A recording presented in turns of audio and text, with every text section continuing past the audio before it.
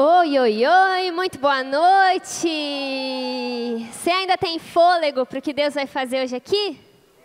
Espero que sim, porque Deus vai falar muito com você. Para você que não está por dentro, nós estamos num tema chamado Manifesto, em que a gente está manifestando o que Deus pensa, o que a Bíblia fala sobre diversos assuntos que estão aí em pauta na sociedade. E hoje, acho que você já sentiu, já percebeu, porque está meio óbvio, nós estamos falando sobre família. Num primeiro momento, parece que é um assunto muito óbvio e muito fácil de compreender.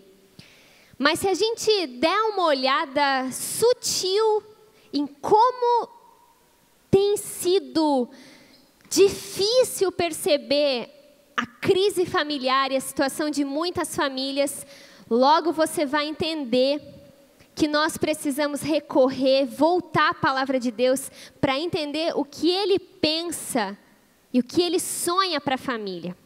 Então, antes de qualquer coisa, eu quero te preparar aqui. Te preparar lembrando que o profeta Jeremias, ele fala que os caminhos de Deus não são os nossos caminhos. Os nossos pensamentos não são os pensamentos de Deus. Não bate, nós pensamos diferente. Por isso que muitas vezes, quando nós vamos ouvir a palavra de Deus, nós somos encorajados, em outros momentos nós somos consolados, mas muitas vezes nós somos confrontados. E eu quero te preparar nesse sentido. Esteja pronto para ser confrontado por Deus. Porque na grande maioria das vezes, o que a palavra de Deus nos deixa claro é justamente a contracultura do que o mundo nos deixa claro. Então esteja preparado para ser confrontado pela palavra de Deus e confiar que o que a palavra de Deus fala de fato é o melhor. A gente concordando ou não concordando. Eu quero te convidar a baixar sua cabeça, fechar os seus olhos, porque não tem como compreender a palavra de Deus se não for dependendo do Espírito Santo. Você não saiu da sua casa em vão essa noite. Deus, Ele quer trazer à tona fundamentos da palavra dEle, mas o nosso coração precisa estar aberto para que Ele nos revele isso. Jesus, você é o protagonista dessa noite. Tenha liberdade aqui, Espírito Santo, para nos confrontar e nos revelar a Tua palavra. Eu peço, Jesus, que o Senhor destampe os ouvidos espirituais, que o Senhor abra os nossos olhos espirituais e venha de uma maneira muito poderosa nos revelar o que você pensa sobre a família. Nós dependemos de Ti. Nós precisamos de Ti e nós Te damos liberdade. Quebranta o nosso coração. Quebre as nossas armas, os nossos preconceitos, as nossas ideias, os nossos achismos. E quebra o nosso coração para que a gente possa se render ao que a Tua palavra fala sobre esse assunto. Nós nos abrimos para isso, em nome de Jesus. Amém. Amém. Quem criou a família? Deus criou a família. E talvez isso seja uma coisa muito óbvia, mas de tão óbvia, muitas vezes nós esquecemos como sociedade. Quando nós queremos saber algo sobre determinada coisa, nós precisamos recorrer àquele que criou determinada coisa. Eu não sei se vocês ouviram falar, certa vez caiu uma questão de vestibular, num vestibular que eu não lembro qual, sobre aquela música infantil muito conhecida, que todo mundo conhece. Era uma casa muito engraçada, não tinha teto. Caiu uma questão no vestibular e a pergunta era no sentido de o que será que o autor quis dizer quando escreveu esse trecho, quando escreveu esse poema. E a resposta certa para o vestibular é que ele estava fazendo uma crítica à vulnerabilidade social, a moradias pobres. Quantos já ouviram falar disso? Era uma crítica, de acordo com a resposta que o vestibular queria, a essa situação social. E aí recorreram ao verdadeiro autor, que é Vinícius de Moraes, e ele falou que não tinha nada a ver com isso. Que na licença poética dele, ele estava descrevendo com essa música o ventre de uma mãe. que é uma casa muito engraçada, não tem teto, não tem nada. E qual que é a resposta certa? A que o autor da música, o compositor disse. Afinal de contas, foi ele quem fez. E isso nos mostra que, de fato, a gente precisa recorrer a quem criou determinada coisa. E a família, ela foi criada por Deus. A família antecede o Estado. A família antecede a ciência. A família antecede ideologias políticas, filosóficas, sociais. Ela vem antes disso tudo. Porque foi criada por Deus. Você mesmo pode ter um conceito de família e você pode ter e fique à vontade para isso. Mas ainda assim existe um conceito e uma definição de família acerca da palavra de Deus. E é essa que eu vou te apresentar hoje. As nossas ideias, elas podem até ser boas, mas não são as melhores. E nem as verdadeiras. Na verdade, família não é só uma parte da sociedade. Família é o berço da humanidade. Foi por causa justamente da criação da família que nós existimos, que nós estamos aqui. Mas hoje nós observamos no mundo uma crise real e muito clara de se perceber na família. Nós vimos nessa cena de teatro que a gente acabou de assistir. Você sabe que isso não é uma peça de teatro. Isso é um retrato da realidade, talvez da tua realidade. Porque, de fato, nós estamos vivendo e enxergando isso de maneira muito clara. E é tempo de voltar à palavra de Deus. Se você tem Bíblia aí, quero te convidar a abrir lá em Gênesis, no capítulo 1, versículo 26. Gênesis 1, 26. Então disse Deus: façamos o homem à nossa imagem, conforme a nossa semelhança. Domine ele sobre os peixes do mar, sobre as aves do céu, sobre os animais grandes de toda a terra e sobre todos os pequenos animais que se movem rente ao chão. Criou Deus o homem à sua imagem, a imagem de Deus o criou. Homem e mulher os criou. Esse texto, num primeiro momento, já nos deixa clara a simetria de dignidade do homem e da mulher. Deus criou tanto o homem quanto a mulher. Quem Deus prefere? Deus criou ambos. Então, ambos são amados, ambos têm valor e ambos são importantes. Não existe uma preferência de Deus. Eu prefiro as mulheres, eu prefiro os homens. Não, Ele criou ambos. Porém, Ele criou o homem e a mulher. Não foi a mesma coisa. Isso nos mostra, de maneira bíblica, que existe uma diferença entre homem e mulher. Nós notamos já anatomicamente essa diferença. Não sei se você sabe, mas homens e mulheres possuem cerca de 10.000 diferenças biológicas. Não são duas. São 10.000. Fora diferenças psicológicas e de outros aspectos. E foi assim que Deus fez. Seguindo o texto, no versículo 28... Deus os abençoou e lhes disse: sejam férteis e multipliquem-se, encham e subjuguem a terra, dominem sobre os peixes do mar, sobre as aves do céu e sobre todos os animais que se movem pela terra. Deus os abençoou. Quem aqui quer ser abençoado por Deus? Eu tenho certeza que essa é a tua vontade, essa é a minha vontade também. Nós queremos começar um projeto e ver esse projeto dando certo.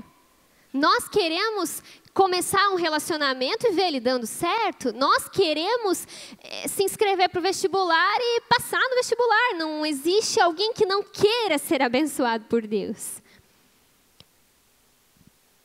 Mas, na verdade, se você for olhar para esse texto, por Deus ter aprovado aquilo que Ele criou, por ter sido bom aquilo que Ele criou, aí Ele abençoou o homem com a possibilidade de gerar filhos e multiplicar sua espécie. Isso nos mostra de maneira muito clara que Deus abençoa aquilo que Ele aprova. Ser abençoado por Deus é ser aprovado por Deus. Desista de querer bênção de Deus, se você está insistindo em algo que Ele reprova. E eu juro para você que é muito desconfortável falar sobre isso. Eu queria poder chegar aqui e dizer para você, faz o que você quiser da sua vida. Faz o que você quiser, decide o que você quiser.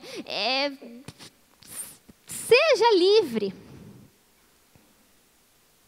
Queria muito, mas não fui eu que criei o mundo. Não sou eu que decido as coisas. Até mesmo porque eu não sei de todas as coisas. E o que eu olho e posso achar bom, na verdade, por eu não ter visão acerca de tudo, talvez não é tão bom assim. E é nesse momento que a gente precisa dar um voto de confiança a Deus. Que o que Ele diz é melhor. Naquele momento, Deus então abençoa eles e constitui a família, dá potencial reprodutivo, para que eles dessem origem a toda a humanidade, enchessem a terra de filhos. Continuando, se você está com a Bíblia aí, pula lá para o capítulo 2, ainda em Gênesis, no versículo 15. O Senhor Deus colocou o homem no jardim do Éden para cuidar dele e cultivá-lo.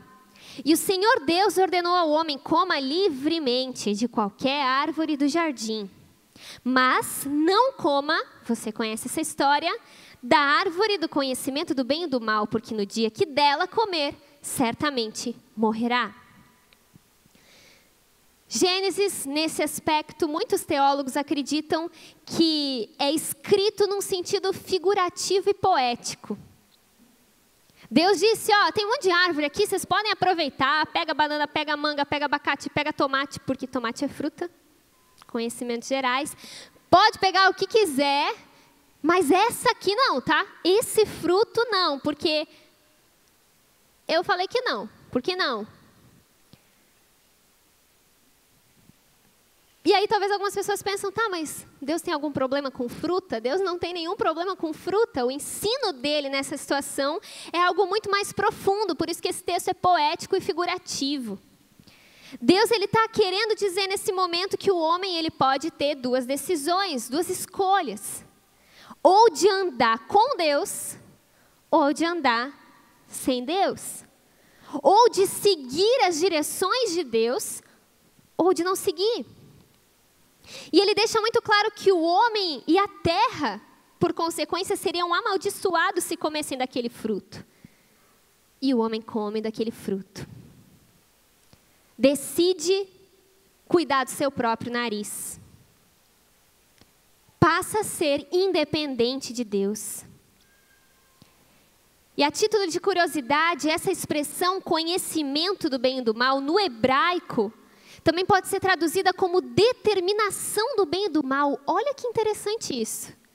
Então, a partir do momento que o homem peca, ele não só conhece o bem e o mal, mas ele acaba achando que ele tem a possibilidade de determinar o que é bom e o que é mal. Talvez você ache que o relativismo é um fenômeno do século 21. Não, é um fruto da queda. Porque a partir daquele momento, o homem se torna o seu Deus. Decide que seria assim. E aí o homem começa a definir o que é certo e o que é errado. O que ele acha que é bom, o que ele acha que é ruim. E o que é muito interessante nesse texto é que Deus ele dá várias opções para o homem. Assim, tem um monte de árvore, tem variedades, várias variedades não, mas muitas variedades. Mas o homem justamente presta atenção no não de Deus. Nós somos assim muitas vezes na nossa vida. Deus tem muito mais sims para a gente do que nãos. Mas muitas vezes nós focamos no não. Tenta imaginar uma cena. Imagina que alguém chega para você, mulher é muito assim, né? Alguém chega para você e te pede desculpa por algo e aproveita para te honrar, elogiar em algo. Vamos imaginar aqui, né? Eu chego para a Giovana e falo, Giovana, eu queria te pedir perdão, enfim, porque eu não ia muito com a sua cara.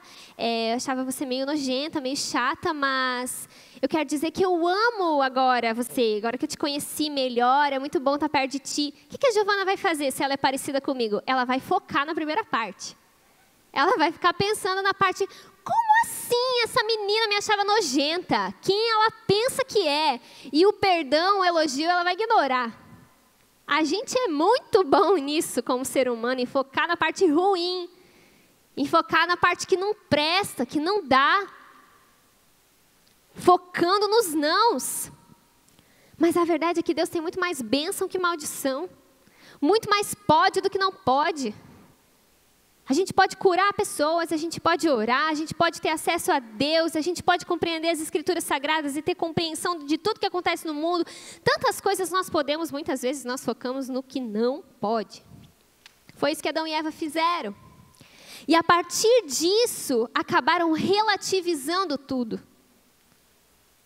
E o problema do relativismo é que não podem existir duas verdades. Se você pensar filosófica e logicamente, você vai concordar comigo. Se a minha verdade é contrária da sua verdade, uma das duas não é verdade. Uma das duas está mentindo. Óbvio que você tem liberdade para definir qual que é a sua verdade. O que você vai acreditar, o que você vai entender como verdade.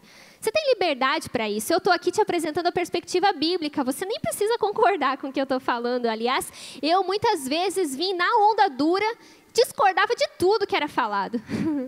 Teve um dia, inclusive, que eu chamei o pastor Lipão de canto e falei, eu não concordo com essas coisas que você fala aí nessa igreja, com essas coisas que você prega aí, não faz sentido.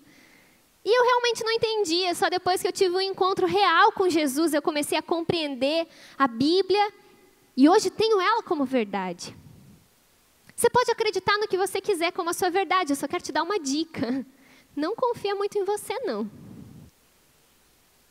Porque você mal sabe o que vai acontecer com você quando você sair daqui hoje.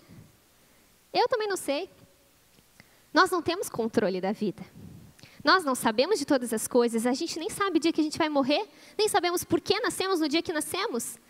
Não sabemos muitas vezes nem lidar com as nossas próprias questões. E ainda tem gente que acha que, eu sei de todas as coisas. Eu prefiro me colocar num lugar de humildade e entender que eu não sei. Eu sou uma tança mesmo. Que tudo que eu faço de melhor é pecar.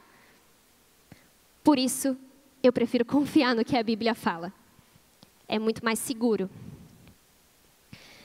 Lá ainda em Gênesis, no versículo 18 do capítulo 2.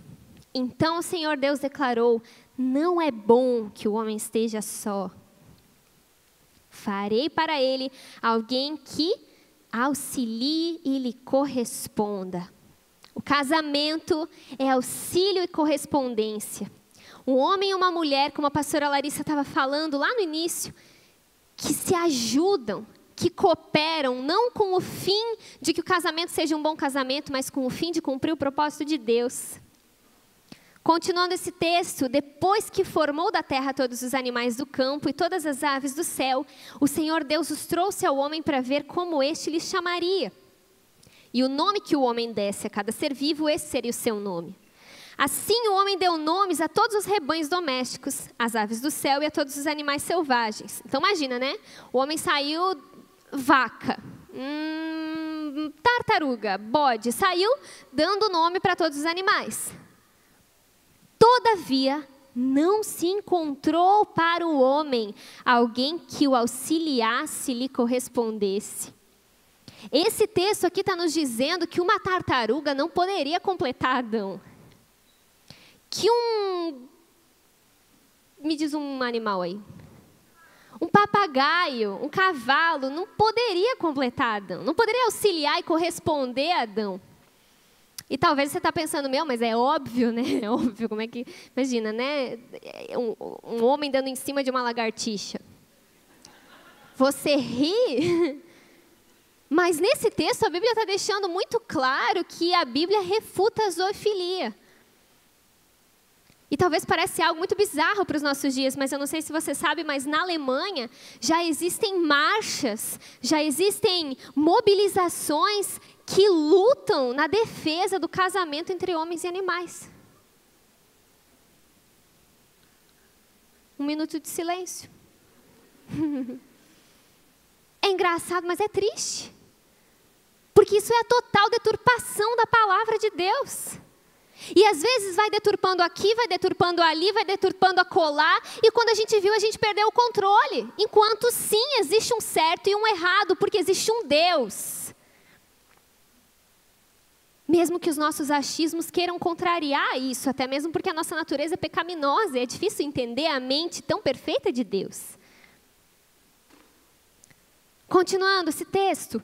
Então o Senhor Deus fez o homem cair em sono profundo.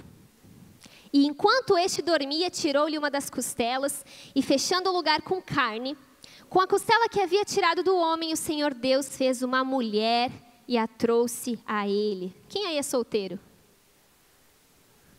Perguntei hoje à tarde no Somanil, quem é solteiro, eles fizeram uma gritaria. Aqui a galera assim, depressiva, né? É porque estão mais velhos, daí às vezes, né, não é tanta aquela alegria dos 14, 15 anos. Aqui só um adendo, uma dica bem interessante da palavra de Deus. Adão, ele dormiu, ele estava num sono profundo.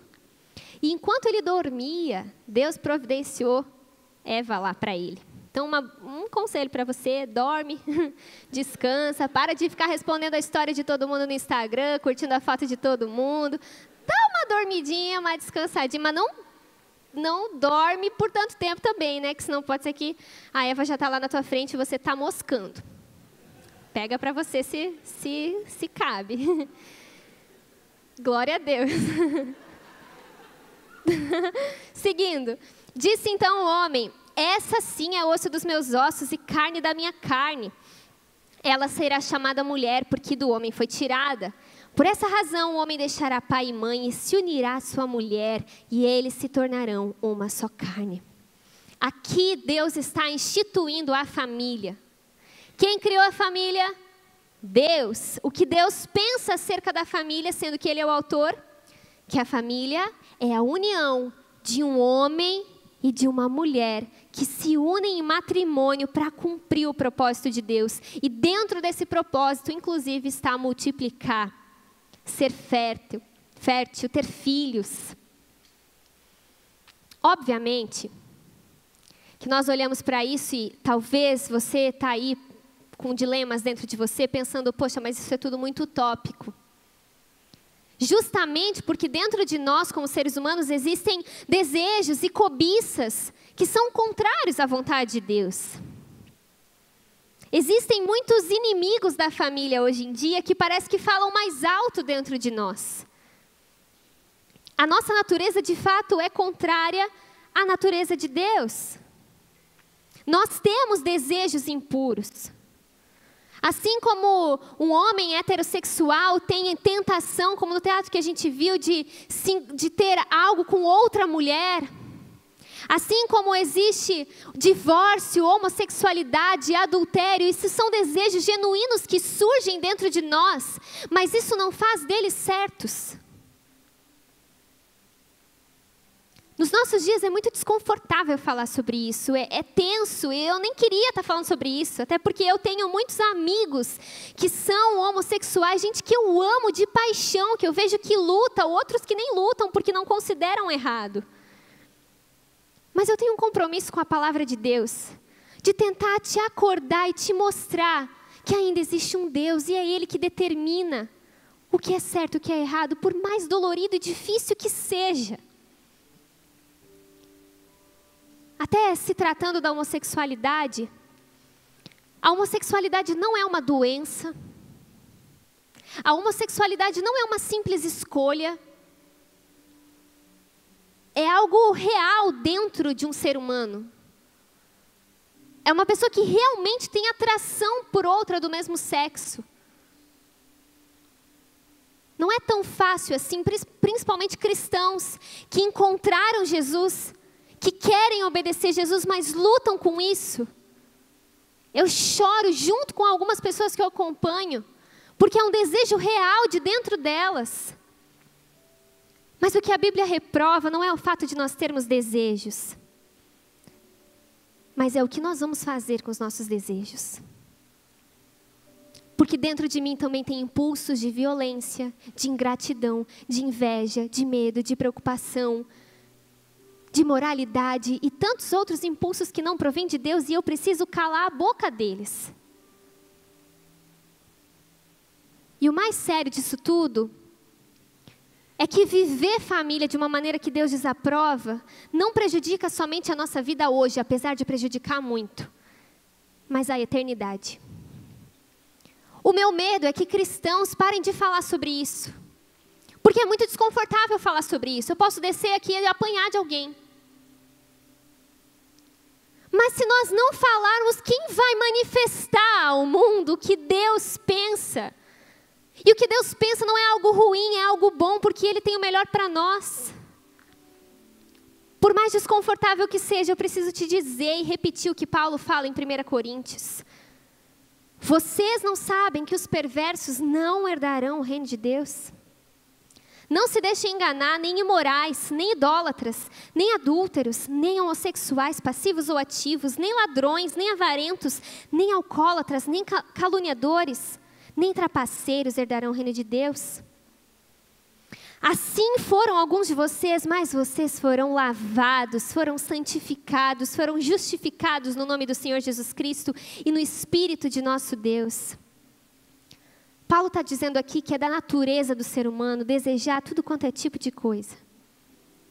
Mas nós somos lavados pelo sangue de Jesus, que nos dá uma nova natureza e que restaura os nossos pecados, os nossos achismos, os nossos desejos e cobiças que não agradam a Ele.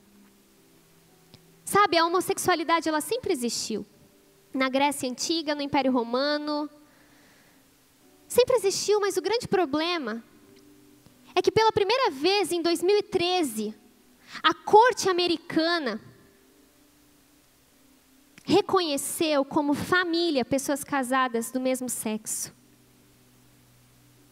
Sim, você tem o direito de fazer o que você quiser.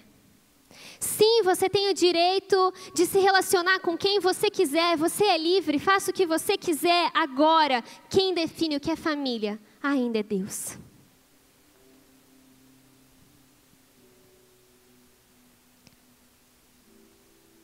E eu sei que falar sobre isso, principalmente nos tempos atuais,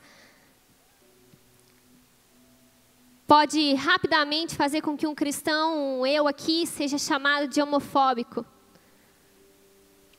Eu queria poder te apresentar a dezena de amigos homossexuais que eu tenho, te mostrar como eu trato eles.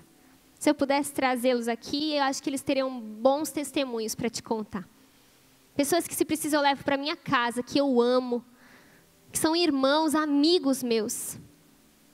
Não é homofobia, porque senão seria ingratofobia, adulterofobia, divorciofobia, irofobia, orgulhofobia, sei lá como diz. De nenhuma forma a nossa luta é contra o gay.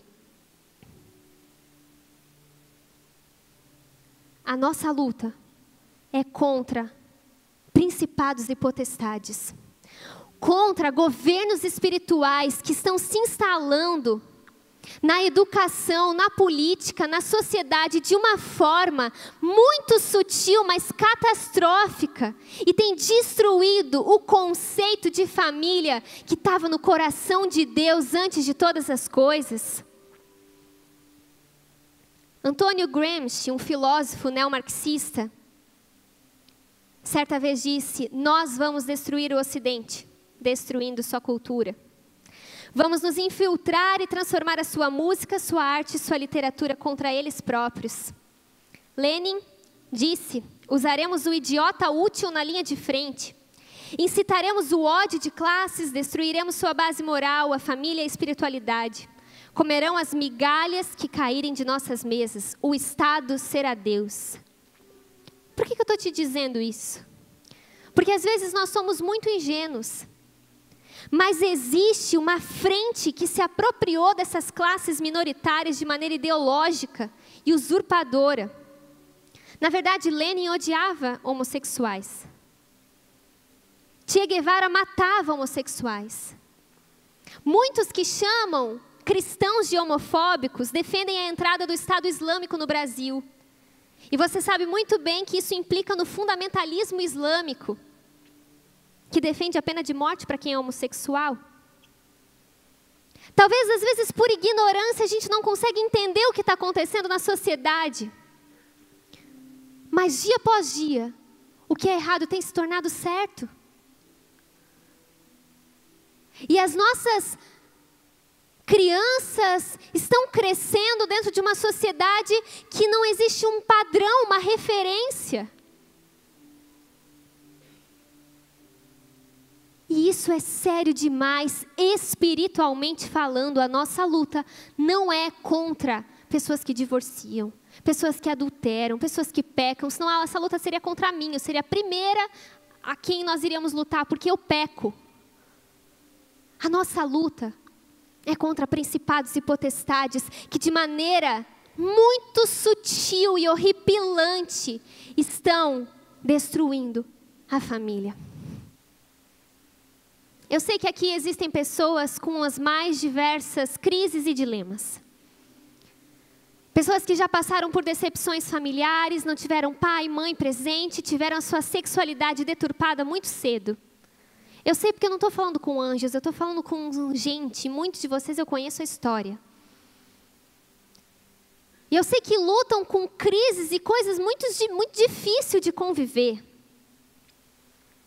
Mas eu preciso te dizer que por mais difícil que seja, o plano de Deus não mudou. Deus ainda tem um plano de te dar uma família. E não só uma família, uma linda família. Talvez você sofreu, foi abusado, talvez você apanhou, talvez você foi traído, talvez você é alvo de uma crise dentro da tua própria casa. O plano de Deus não mudou e Ele restaura todas as coisas.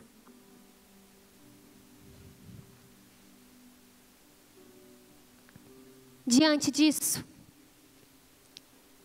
tome uma postura. A postura que Paulo fala em Romanos 6,10 de negar a sua natureza pecaminosa e de se apegar a Cristo. 1 João 1,9, se confessarmos os nossos pecados, Ele é fiel e justo para perdoar os nossos pecados e nos purificar de toda injustiça. Seja qual for o seu pecado, seja qual for a sua luta, Ele é fiel e justo para te perdoar, te purificar e gerar em você uma natureza nova. E gerar em você a capacidade de obedecer a Ele não é pelo seu esforço. Aliás, ninguém vence a homossexualidade pelo próprio esforço. Por isso, não aponte um dedo para o homossexual sem apresentar a graça de Deus. Não condene ele. Mostre o perdão de Deus, que é o único que pode transformá-lo. Se você conhece pessoas que se separaram, se divorciaram, não aponte o dedo sem mostrar a graça de Deus. Não é fácil lutar com as suas próprias questões. Não é fácil negar a si mesmo. Mas que mesmo em meio a tudo isso, nós sejamos um povo que tem disposição para obedecer a Deus. Que mesmo em meio a tudo isso, nós possamos nos render à boa, perfeita e agradável vontade de Deus. Baixe a sua cabeça, feche os seus olhos. Jesus está aqui.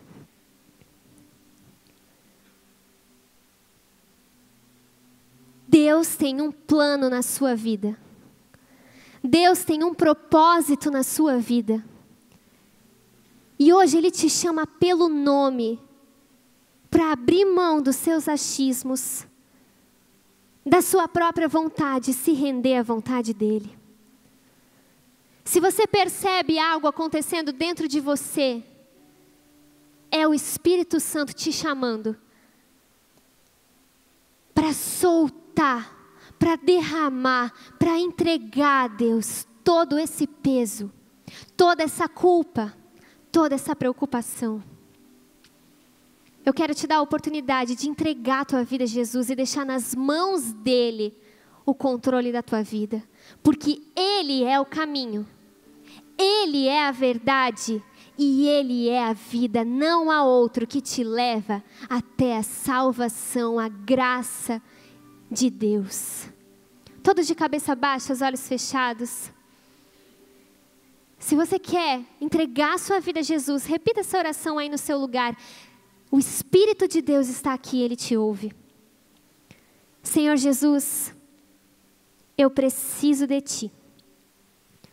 Me perdoa por viver afastado de Ti até então. Eu não consigo mais sozinho. Me perdoa pelos meus pecados. Arranca de mim essa culpa. Esse peso eu não consigo mais. Eu preciso da Tua graça. Eu preciso do Teu favor. Seja o dono da minha vida, toma o controle de tudo.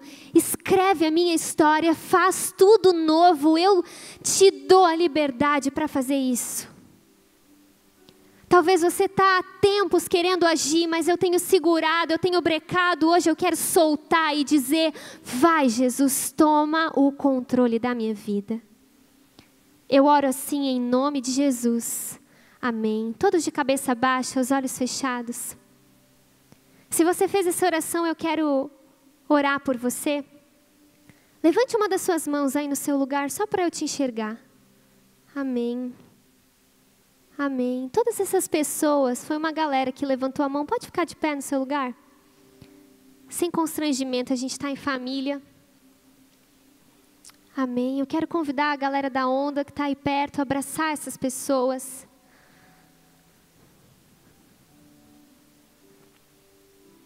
É poderoso demais o que Jesus está fazendo aqui. No mundo onde mentiras se levantam, a verdade de Deus está te alcançando hoje. E essa fé que surgiu dentro de você não veio pelo seu esforço. Foi o próprio Deus que por misericórdia e amor te deu.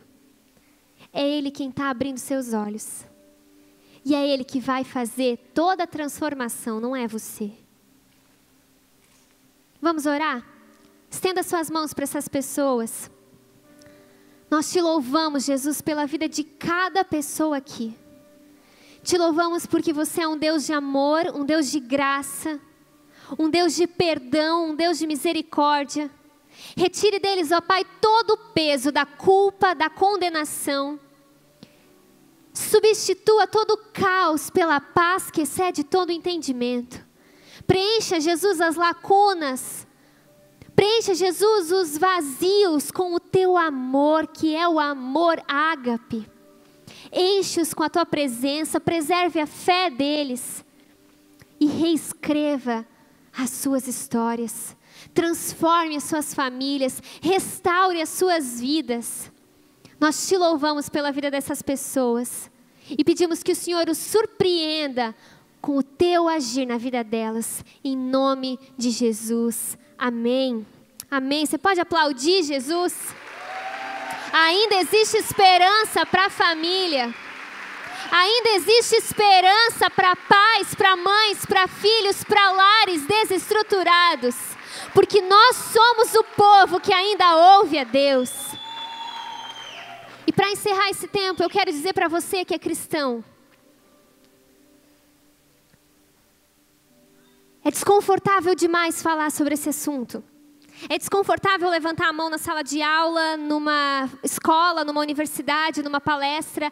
É desconfortável. Mas nós não podemos abrir mão daquilo que a gente crê. E nós precisamos manifestar com a nossa pregação e com a nossa vida, de exemplo com a nossa família, como é a família que Deus quer. Então não deixe que a mídia ou qualquer outra coisa te leve a se confundir e achar que é certo e que é errado. Confie plenamente na palavra de Deus. Mesmo que daqui um pouco a gente tenha que morrer por isso, apanhar por isso, ser perseguido por isso, não abra mão de crer e manifestar aquilo que a Bíblia fala.